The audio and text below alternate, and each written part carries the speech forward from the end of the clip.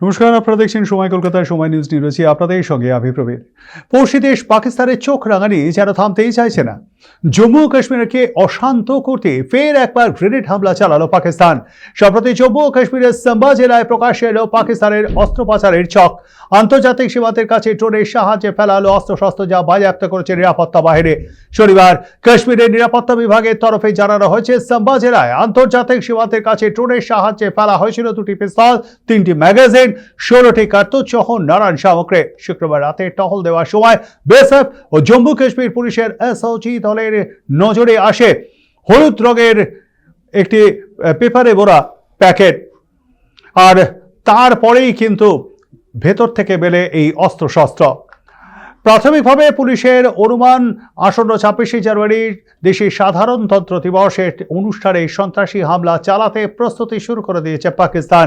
কাশ্মীরে গা ঢাকা দিয়ে থাকা বিচ্ছিন্নতাবাদীদের উস্কানি দেওয়া হচ্ছে, ড্রোনের মাধ্যমে পাঠানো হচ্ছে অস্ত্র।